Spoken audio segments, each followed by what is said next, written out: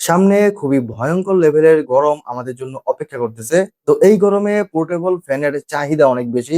আজকে AC first ব্র্যান্ডের দুইটা portable fan, AC first YF 1 এবং এসি ফার্স্ট ওয়াইএফ 2, বিশেষ করে যারা কিনা স্কুলে বা কলেজে পড়েন, যারা কিনা বাইরে অনেক বেশি থাকেন, তাদের জন্য এই পোর্টেবল ফ্যানগুলার বিকল্প আসলে নাই। এই দুইটা ফ্যান নিয়ে একদম বিস্তারিত আলোচনা করবো এবং সবশেষে বলবো যে কোন পোর্টেবল ফ্যানটা কাদের জন্য। এসি ফার্স্ট ওয়াইএফ 1 এটা হচ্ছে একটা টার্বো ফ্যান এবং এইটা সাইজে কিন্তু অনেক ছোট। নর্মাল যে টার্বো ফ্যান গুলো আমরা মার্কেটে দেখি সেগুলো থেকে কিন্তু এটা অনেক অনেক ছোট, জাস্ট সাইজটা একবার দেখেন।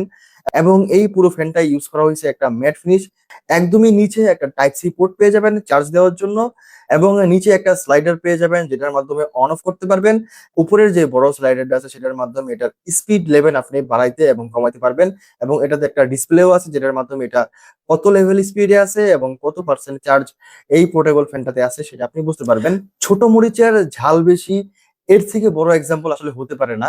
কারণ এত ছোট হওয়ার পরেও এটা 19,500 আরপিএম এ ঘুরতে পারে, মানে 1 মিনিটে এটা 19,500 বার এই ফ্যানটা ঘুরে।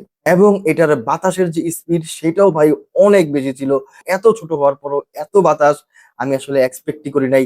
এবং এটা 0 থেকে 100 লেভেল পর্যন্ত স্পিড লেভেল পেয়ে যাবেন, যেটা আপনি ডিসপ্লের মাধ্যমে বুঝতে পারবেন। এবং এটার বাতাসের সাথে এটা দিয়ে প্রচুর পরিমাণে আওয়াজও বের হয়।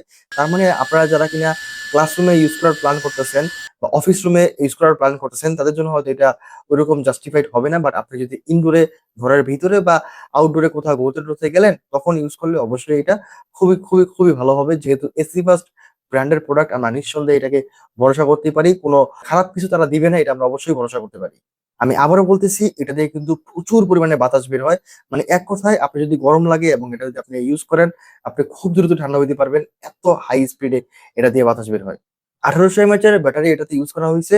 এবং এটার ব্যাটারি ব্যাকআপটা স্পিড লেভেলের উপরে অনেকটাই ডিপেন্ড করে।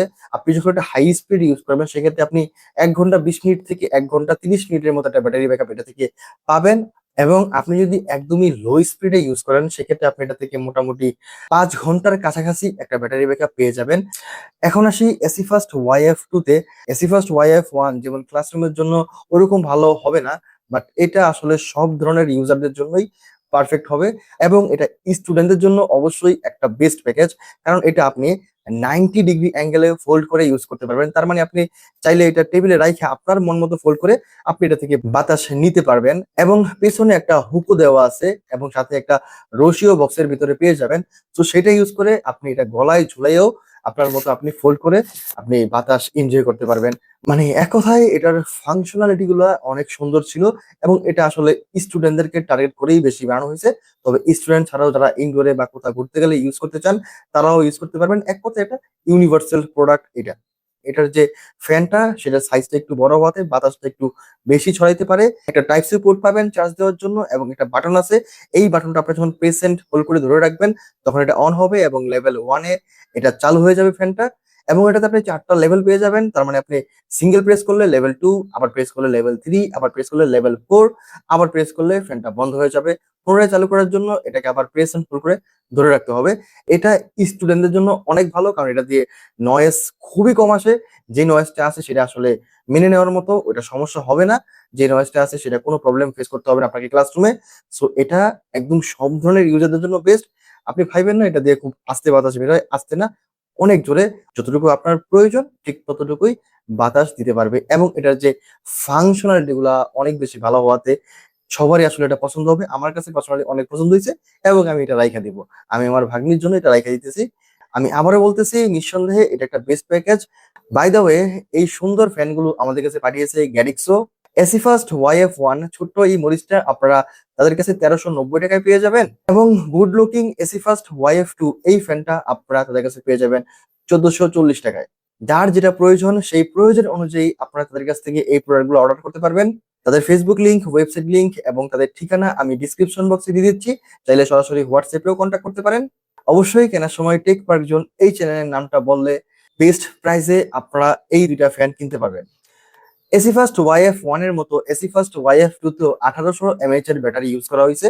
তবে ওইটার তুলনায় এটার ব্যাটারি ব্যাকআপ অনেক বেশি পাবেন, কারণ ওটা হচ্ছে টার্বো ফ্যান, ওটা ব্যাটারি চার্জ অনেক বেশি টানে, ওটার মোটরের স্পিডটা বেশি হওয়ার কারণে। বাট এবং এটার মোটরের স্পিডটা কম হওয়াতে এটার ব্যাটারি ব্যাকআপটাও বেশি, সেম সাইজের ব্যাটারি হওয়ার পরেও। আপনি যদি এটা একদম হাই স্পিড ইউজ করেন তাহলে মোটামুটি 3 ঘন্টার উপরে একটা ব্যাটারি ব্যাকআপ পাবেন সম্পূর্ণ হাই স্পিডে ইউজ করলে। বাট আপনি যদি লো স্পিডে বা তার থেকে এক লেভেল বাড়াই ইউজ করেন সেক্ষেত্রে ব্যাটারি ব্যাকআপটা অলমোস্ট 6 ঘন্টার কাছাকাছি চলে যাবে। অবশ্যই এটার ব্যাটারি ব্যাকআপটা যথেষ্ট ভালো ছিল। এখন আপনারাই আপনাদের প্রয়োজনটা বুঝে নেন, কাদের কোনটা প্রয়োজন। যাদের স্পিড অনেক বেশি লাগবে তারা এটার দিকে যাবেন, যাদের একটা ফাংশনালিটি প্রয়োজন, স্টুডেন্ট আছেন বা আপনার অনেক বেশি আওয়াজ পছন্দ না, তারা এইটার দিকে যাবেন অবশ্যই।